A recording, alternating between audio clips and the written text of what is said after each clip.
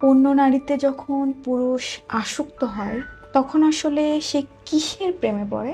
দেখো, মোদ্দা কথা হচ্ছে, পুরুষ অন্য নারীতে আসক্ত হয় তখন মূলত সে দায়িত্বহীনতার প্রেমে পড়ে। শব্দটা তোমার কাছে নতুন লাগতে পারে, একদম। তাই না? মনে হচ্ছে যে তুমি হয়তো বলবা যে সৌন্দর্যের, টাকা পয়সার, হ্যাঁ, হ্যাঁ। চার্মিং বা অন্য কিছু, কিন্তু দায়িত্বহীনতাটা কি? পুরুষের জীবনের অন্যতম পরিচয় হচ্ছে দায়িত্ব। ভাই হলে ভাইয়ের যত্ন নিতে হবে, বাপ হলে সন্তানের যত্ন নিতে হবে, স্বামী হলে বউয়ের যত্ন নিতে হবে। হ্যাঁ, তো সারাটা জীবন ধরে পুরুষ শুধু দায়িত্ব নিতে নিতে ক্লান্ত হয়ে যায় কখনো কখনো, এবং মনে হয় যে এটা হয়তো আমার জীবন না, কিন্তু এটাই জীবন। পুরুষের দায়িত্বই এটা, যে সে দায়িত্ববান হবে। হয় কি, অনেক সময়ই রেসপন্সিবিলিটির চাইতে অর্থ দিয়ে কাজটা করা সম্ভব হয়।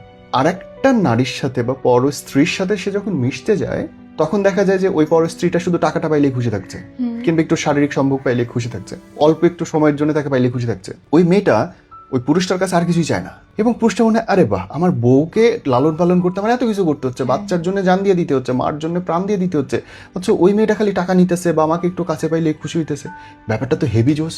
তখন সে ইনভলভ হয়ে যায় যে না, এইটা আমার মানসিক শান্তি, সে আমাকে কোনো প্যারা দেয় না, আমাকে অনেক রেসপেক্ট করে, আমার কথা লিসেন করে। কিন্তু ভাই, আদতে সে তোমার ক্ষতি করতেছে। কোথায় ক্ষতি করতেছে?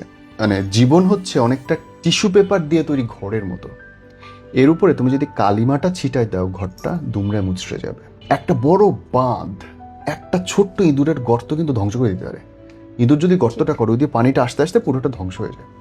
পুরুষ যদি একবার নিজের চরিত্র থেকে বের হয়ে আসে যে আমি রেসপন্সিবিলিটি নিব না, ও কয়দিন পরে চাকরি ছাড়বে, কয়দিন পরে ব্যবসা অমনোযোগী হবে, ক্যারিয়ার ধ্বংস হবে, হইতে বাধ্য, কারণ তার মাথায় চাপ থাকতেছে না। সে তার চরিত্র থেকে বেরিয়ে এসে, ওই যে ইঁদুরের গর্ত যেভাবে ফারাক্কাবাদ ভেঙে দিতে পারে, ঠিক তেমনি একজন পরস্ত্রী পুরো একটা সফল পুরুষের জীবন নষ্ট করে দিতে পারে। এরকম অসংখ্য উদাহরণ আছে, অসংখ্য উদাহরণ আছে দুনিয়াতে। এই জন্য বলি যে ভালোবাসতে হলে নিজের বউরে ভালোবাসেন, কিছু করতে হলে নিজের বাচ্চার জন্য করেন, নিঃসন্দেহে। এবং সুস্থ থাকতে হলে চরিত্র এবং শরীরের যত্ন নেন।